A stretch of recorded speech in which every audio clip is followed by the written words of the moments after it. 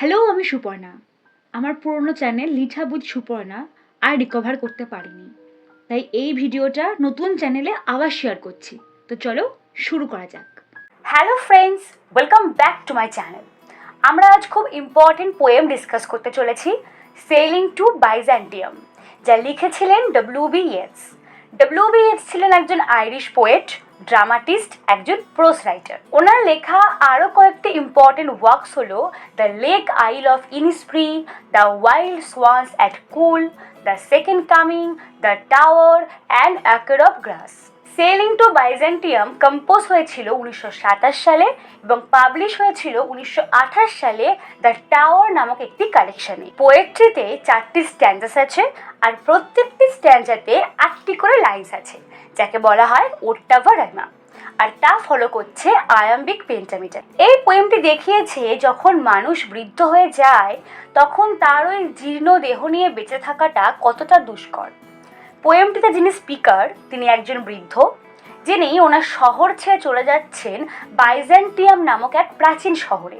ওনার বিশ্বাস সেখানে গিয়ে তিনি শিখবেন কিভাবে মৃত্যুকে অতিক্রম করতে হয় আর কিভাবে চিরস্থায়ী শিল্পের মাধ্যমে থেকে যেতে হয়। সেলিং টু বাইজেন্টিয়াম পোয়েমটিতে বাইজেন্টিয়াম হলো এক প্রাচীন গ্রিক শহর, যা পরবর্তীকালে কনস্টান্টিনোপল নামে জানা যায়, আর এখন যাকে আমরা ইস্তাম্বুল নামে জানি। এই শহরটি ছিল ক্রিশ্চিয়ানিটির একটি সেন্টার, আবার তাদের গোল্ড আর্কিটেকচারের জন্য বিখ্যাত ছিল। কিন্তু যখন ডব্লিউ.বি. ইয়েটস এই পোয়েমটি লিখেছিলেন তখন ওই শহরটির নাম ছিল ইস্তাম্বুল, বাইজেন্টিয়াম নয়। অর্থাৎ বলা যায় বাইজেন্টিয়াম ডব্লিউ.বি. ইয়েটসের কাছে ছিল আ সিম্বল অফ ইউটোপিয়া, কল্পনা রাজ্য। সো ওনার যে এই জার্নি তা এক metaphorical journey, not a real one. পোয়েমটি ড্রামাটিক মনোলগে লেখা হয়েছে। তো চলো এবার পোয়েমটিকে লাইন বাই লাইন অ্যানালাইজ করা যাক। ফার্স্ট স্ট্যান্জায় পোয়েট বলছেন তিনি আয়ারল্যান্ড থেকে বাইজেন্টিয়ামের দিকে চলেছেন, কারণ that is no country for old men. ওই দেশ বৃদ্ধদের জন্য নয়। কিন্তু পোয়েট কেন এমন বলছেন যে বৃদ্ধদের জন্য ওই দেশ সুইটেবল নয়? The young in one another's arms, birds in the tree. যুবক যুবতীরা একে অপরকে আলিঙ্গন করে আছে, পাখিরা গাছে আছে, হয়তো গান গাইছে। অর্থাৎ ওই দেশে যুবক যুবতী যারা পাখি, এরা তাদের জীবনটাকে এনজয় করছে।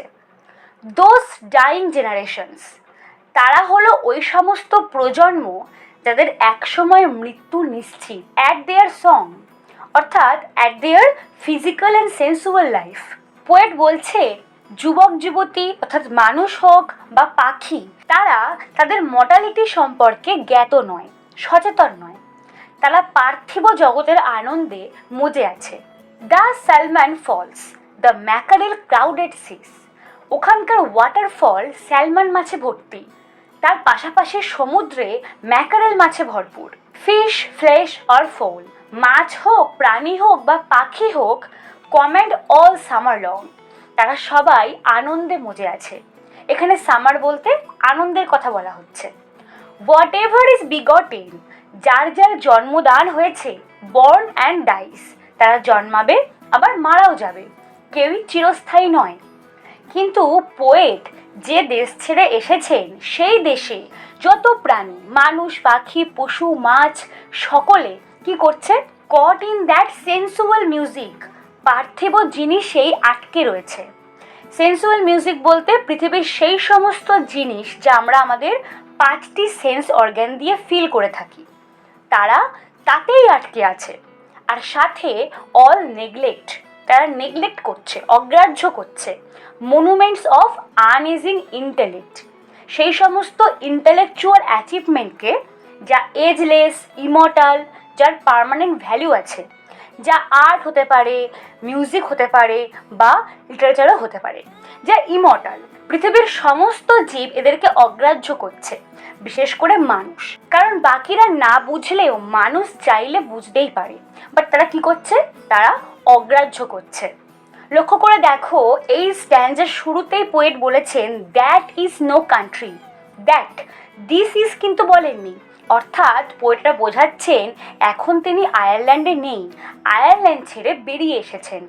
আর দ্যাট বলতে বোঝাচ্ছে কিছুটা ডিস্টেন্স থেকে পোয়েট তার ফেলে আসা কান্ট্রিকে দেখিয়ে বলছেন, দেখো ওই দেশ বয়স্কদের জন্য উপযুক্ত নয়, সেখানে মানুষ, পশু, পাখি, মাছ সকলেই আনন্দে মশগুল, এরা জীবনের আসল উদ্দেশ্য বোঝে না। আশা করি প্রথম স্ট্যান্ডে তোমাদের কাছে clear. An aged man is but a paltry thing. একজন বৃদ্ধ সে তুচ্ছ বস্তু, পোয়েট বলছেন। আর ট্যাটেড কোট আপনার স্টিক, যে একটা লাঠির আগায় ছেঁড়া কোট ছাড়া আর কিছুই না, তাকে একটা কাকতাড়ুয়া ছাড়া আর কিছুই মনে করা হয় না। Unless soul clap its hands and sing and louder sing. যতক্ষণ না সোল হাততালি দিচ্ছে আর আরো আরো জোরে গান গাইছে। For every tatter in its mortal dress. যত তার শরীরের ক্ষয় হচ্ছে তত সোল আরো জোরে গান গাইছে। এখানে ভালো করে বোঝার চেষ্টা করো, মানুষ যখন বৃদ্ধ হয়, তার শরীর যখন বৃদ্ধ হয়, তার আত্মার কিন্তু বয়স বাড়ে না, আত্মা বৃদ্ধ হয় না। এখানে মর্টাল ড্রেস বলতে বডির কথা বলা হচ্ছে।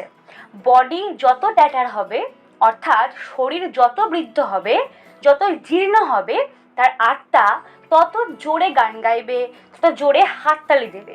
আচ্ছা, এখানে আত্মার এত মজার কথা কেন বলা হচ্ছে?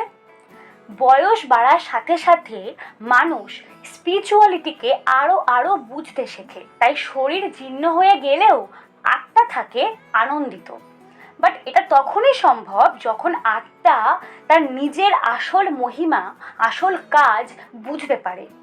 অর্থাৎ একটা বৃদ্ধ লোক যতই তুচ্ছ হোক, তাকে যতই কাকতাড়ুয়ার মতন লাগুক, তার আত্মা কিন্তু বাকিদের থেকে যথেষ্টই আনন্দিত আছে। এবার পোয়েট বলছেন কেন আনন্দিত আছে। নর ইজ দেয়ার সিঙ্গিং স্কুল। সেখানে কোনো সঙ্গীতের স্কুল নেই, but studying monuments of its own magnificence. কিন্তু এক বৃদ্ধ মানুষের আত্মার সেরা সঙ্গীত হলো শিল্পের মূল্য বিচার করতে শেখা, যা মানুষের নিজের বুদ্ধিমত্তার পরিচয় দেয় আর যা হয়ে যায় অমর। অর্থাৎ পোয়েট এখানে বলতে চাইছেন, একজন বৃদ্ধ মানুষ যখন শিল্পের গুণাবলী সম্পর্কে, তার অমরত্ব সম্পর্কে অবগত হয়, তখনই তার বৃদ্ধ জীবনও ভ্যালুয়েবল হয়ে ওঠে বাই আ স্পিরিচুয়াল রেকগনিশন। একজন বৃদ্ধের সোল তখনই স্ট্রং হয় যখন সে এমন কিছু খুঁজে পায় যা যুব সমাজ নেগলেক্ট করেছে। And therefore, at time, I have sailed the seas and come to the holy city of Byzantium. আমি এই সমুদ্রে পাড়ি দিয়ে এক পবিত্র শহর বাইজেন্টিয়ামে আসলাম। বাইজেন্টিয়ামকে আর্টস আর ইন্টেলেকচুয়ালিজমের সেন্টার মানা হয়। পোয়েটের মনে হয় যে এই শহরে তার সঠিক মূল্যায়ন হবে। ও সেজেস, পোয়েট সেজ বা ওয়াইজ মেনদের অ্যাড্রেস করছেন, যারা standing in God's holy fire, ভগবানের পবিত্র আগুনে দাঁড়িয়ে আছে, অর্থাৎ তারা তাদের কাজের দ্বারা পিউরিফাই হচ্ছে। As in the gold mosaic of a wall, ঠিক যেন দেওয়ালে ঝোলানো কোনো স্বর্ণশিল্প। অর্থাৎ এই ওয়াইজ মেন এতই পবিত্র যে তাদের ইনক্লুড করা হয়েছে কোনো শিল্পকর্মে। Came from the holy fire, যারা ওই পবিত্র আগুন থেকে বেরিয়ে এসে পান ইন আ জায়ার, জায়ার বলতে বোঝাচ্ছে কোনো বলয়, এক বলয় যেমন আবর্তিত হয়, ঠিক সেভাবে এই ওয়াইজ মেন পোয়েটের জীবনের উত্থান পতনকে আবর্তিত করবে। And be the singing masters of my soul, এই সেজেস আমার আত্মার সঙ্গীত শিক্ষক হবে। সিঙ্গিং মাস্টার বলতে গাইডকে বোঝানো হচ্ছে। অর্থাৎ বলা যায় পোয়েট চাইছেন যে এই সমস্ত পবিত্র সেজেস যারা আধ্যাত্মিক হওয়ার পথে সার্থক, ওনারা যেন পোয়েটকেও সেই স্পিরিচুয়াল মিউজিক শুনতে শেখায় আর সেন্সুয়াল মিউজিককে ভুলতে শেখায়, যাতে এনাদের মতন পোয়েটও শিল্পে স্থান করে নিতে পারে আর পোয়েটের উদ্দেশ্য সফল হয়।